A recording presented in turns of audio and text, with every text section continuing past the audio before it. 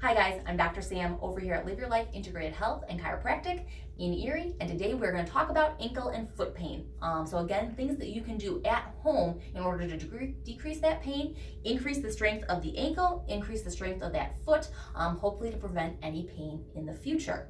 So the first two things we're going to talk about are two different stretches that we can do. So we're going to come over to the wall here, and the very first one we're going to do is to stretch out the back of that leg, to stretch out that calf, okay?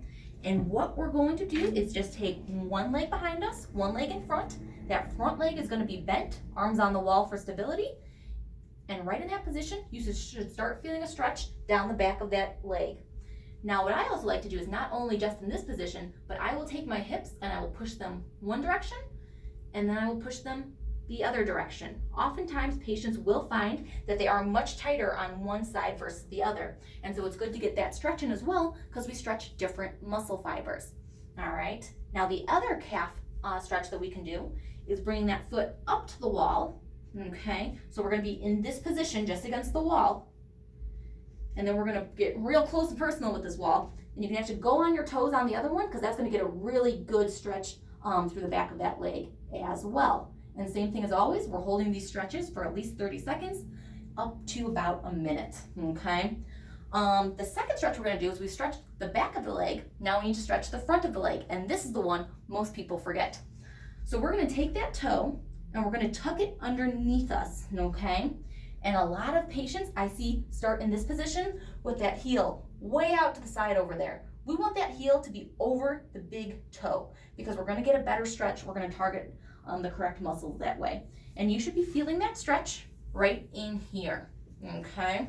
Now, a lot of people are gonna start feeling some cramping the first time they do this, but if you keep going with it, that cramping will decrease. Usually after the second or third day, those muscles have relaxed out enough that you don't necessarily cramp when you're trying to do the stretch, because I know that's not a fun feeling to have. Same thing, about 30 to 45 seconds on that stretch. Now, in order to strengthen the muscles of the feet, this one is really good for some of the muscles that help us keep our arch. I call it toe races. Basically what you are doing is you are using your toes to pull your body forward. I just do it one foot at a time, and I'm just pulling forward with my toes. Now, most patients cannot start off doing that. And so what we're going to do instead is put a weight mostly on one foot, not as much weight on this other foot, and slowly pull forward a few times, usually about 10 times here. Using those muscles, we'll bring that one back, and then we'll put the weight on this foot, less weight on this foot, and slowly pull forward a few times, and then bring that foot back and repeat. Everyone is going to be very individualized about how many times they can do this before they either start cramping or start feeling pain on the bottom of the foot. Usually I recommend trying to get up to at least 10 times on each foot. If we can do that about 20 to 30 times, that's really our target range, but you may not start there, okay? The first few days you do it, you might just do 5 to 10 of those and be done for the day. So that's gonna strengthen the bottom of our foot. Now we need to strengthen the muscles around our ankle to help give us more ankle stability and foot stability. One of my favorite exercises is ankle alphabets. And basically what you're doing is you're going to draw the alphabet from A to Z with your foot. Usually I do this standing or sitting, but today I'm just sitting or laying down, but I am gonna do it standing today. And all you're doing is taking that foot and you're gonna start making your way through the alphabet, okay? So here I am on D, drawing out an E here. And what I don't like seeing is when patients do really small alphabets, right? They're just doing all their movements right here. We want to make sure we're hitting all 4 corners of that range of motion. So you wanna make these really big letters.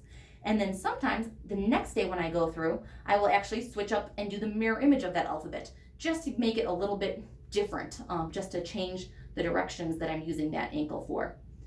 If you have never done an ankle alphabet before, typically the first time you make it through, that next day, you're gonna be really sore. So you may only wanna start off with just half of the alphabet, and then the next day, if you're still feeling fine, do the other half and work up your way to the full alphabet.